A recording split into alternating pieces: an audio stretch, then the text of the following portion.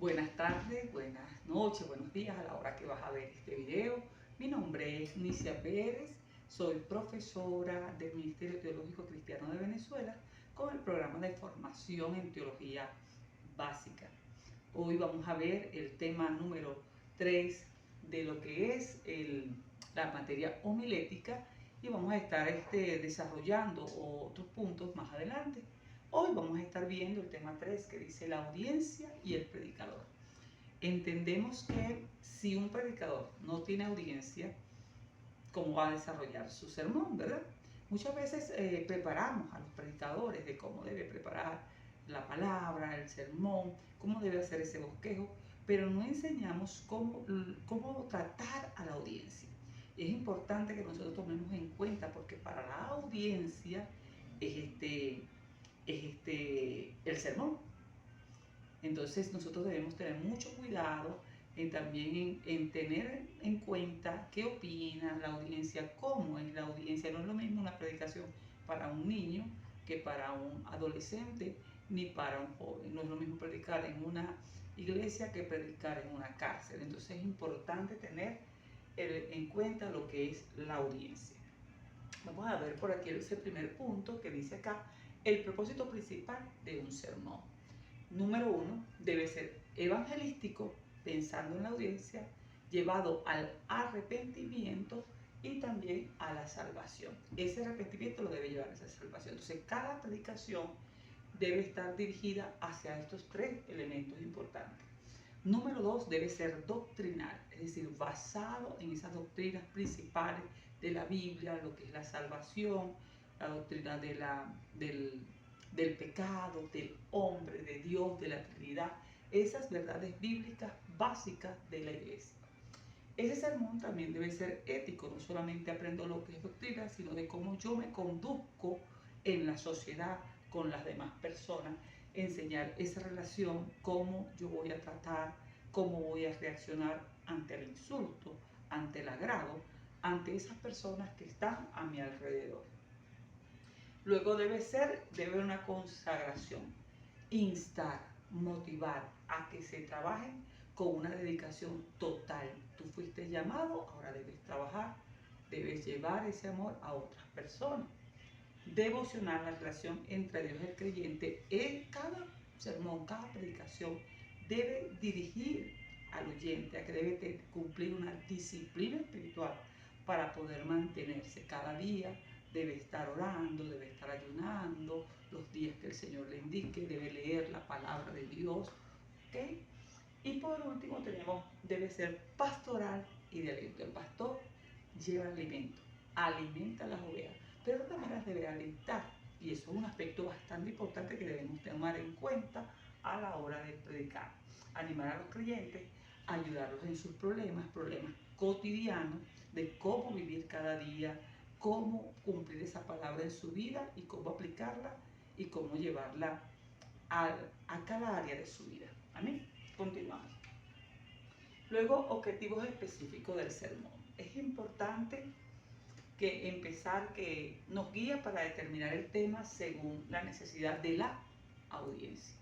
Yo no puedo predicar aquí lo que yo quiero, lo que yo creo que es bonito, lo que me parece. El Espíritu Santo me debe llevar, pero yo debo también ver que necesita la audiencia. Y eso lo hacemos preguntando. Nos da miedo preguntar. A los pastores nos da miedo preguntar. A los maestros nos da miedo preguntar. ¿Qué necesita la gente hablar? Por lo menos en estos momentos de angustia, de situaciones difíciles, bueno, vamos a darles esperanza. Nuestros mensajes deben ser de esperanza en este momento. Nos ayuda a seleccionar las ideas más importantes para el sermón, según esa audiencia, ¿verdad? ¿Qué necesita saber esta gente?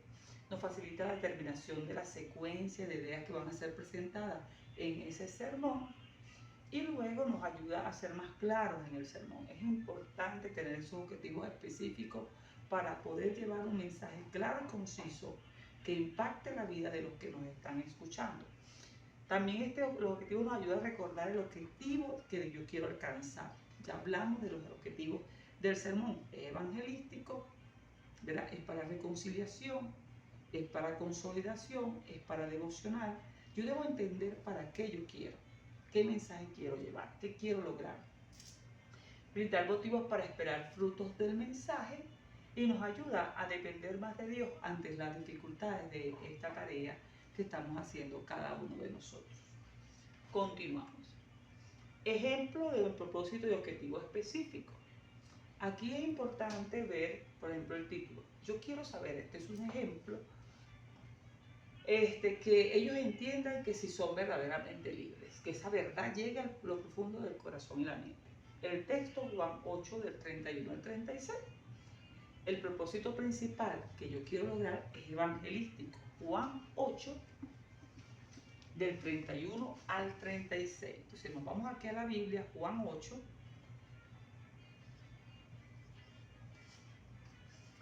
del 31 al 36. Yo simplemente lo voy a hablar de, ok, 31. Aquí habla, nuestros padres comieron el maná en el desierto, como está escrito, pan del cielo les dio a comer. Y Jesús dijo, de cierto, digo, que os dio Moisés el pan del cielo, mas mi Padre os da el verdadero pan del cielo. Entonces, este mensaje es evangelístico. ¿Cuál es el objetivo? Que los oyentes reconozcan sus ataduras al pecado y decidan tomar esa oferta del pan del cielo, ¿verdad? Que es el que le trae libertad en Cristo Jesús, ese pan que es el mismo Cristo. ¿Bien? Entonces ahí vemos cómo se habla. Hablamos de un propósito y el objetivo específico, que es lo que yo voy a redactar en mi sermón. Nuevo Testamento y las audiencias. Vemos en el Nuevo Testamento que Jesús, ¿verdad? Primero tenía su audiencia. Jesús tenía una audiencia.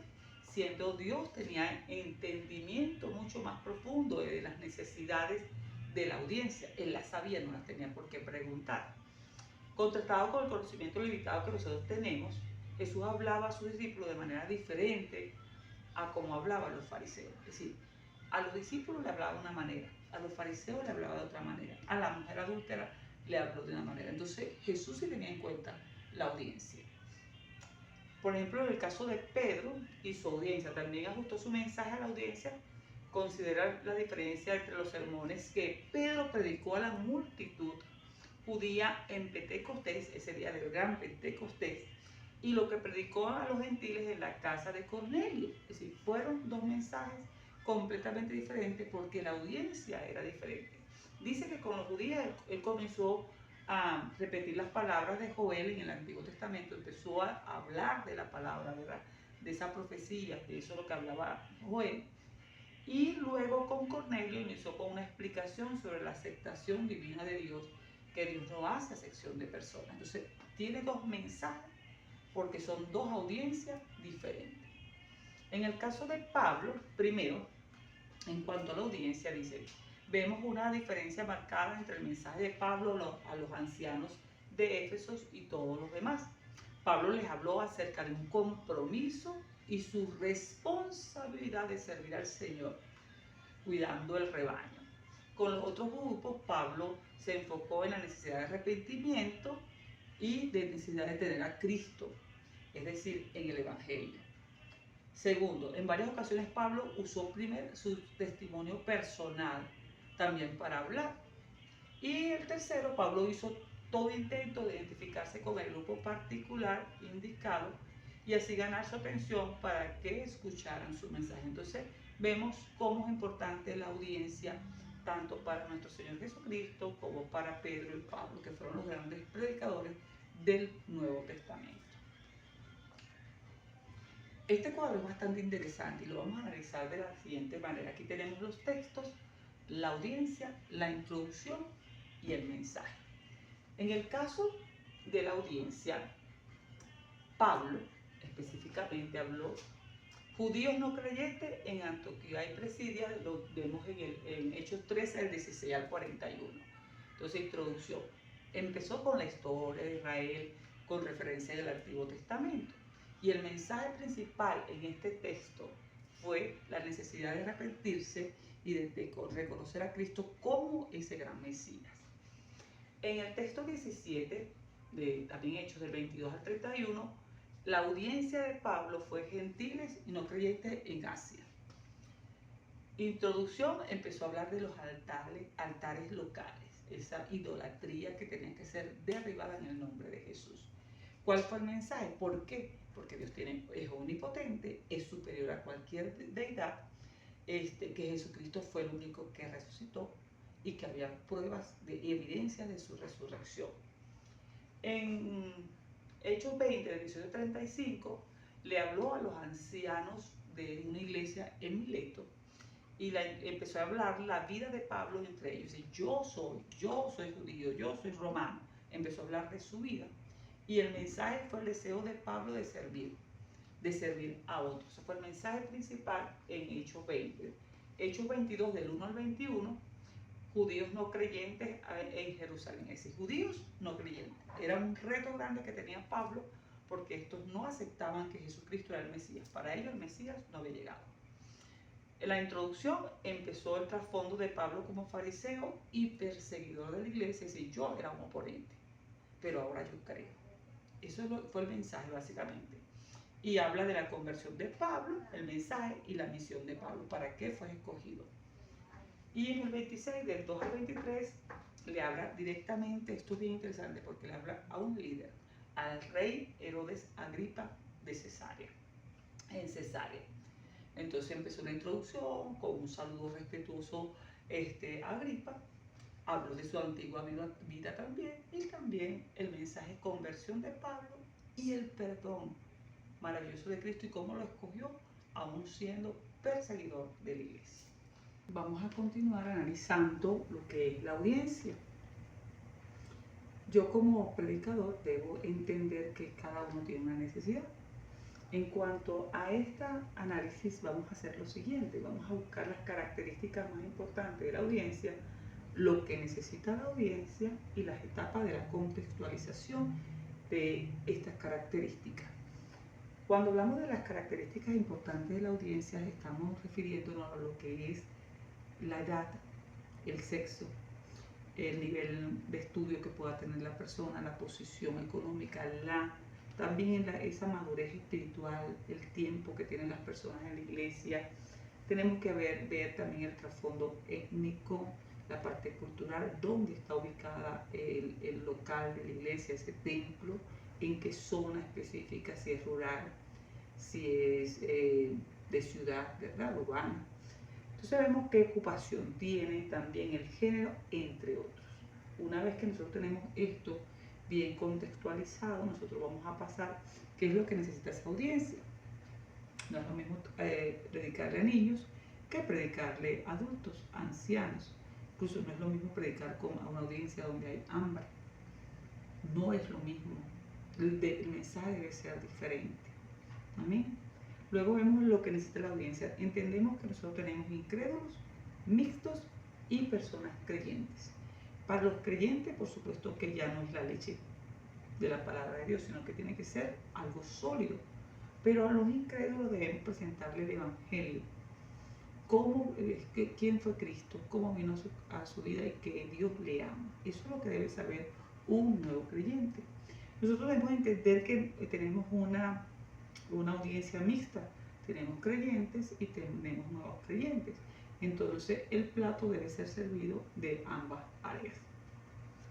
Cuando vamos al tercer paso, que son las etapas de esa contextualización, entendiendo esas características que tiene esa audiencia, primero debemos estudiar el texto, analizarlo, aplicarle el método inductivo, que lo vamos a ver también, lo vimos en la materia de hermenéutica.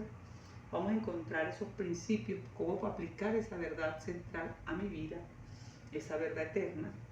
Debemos pensar en su audiencia para contextualizar el mensaje, entendiendo que todas las personas necesitan ser amadas, todos necesitan ser aceptados.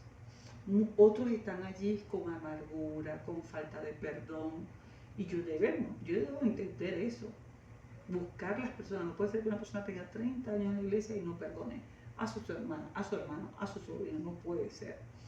Yo debo buscar, porque debo entender a la audiencia qué es lo que está pasando allí. Muchos buscan un significado a su vida y otros le temen a la muerte.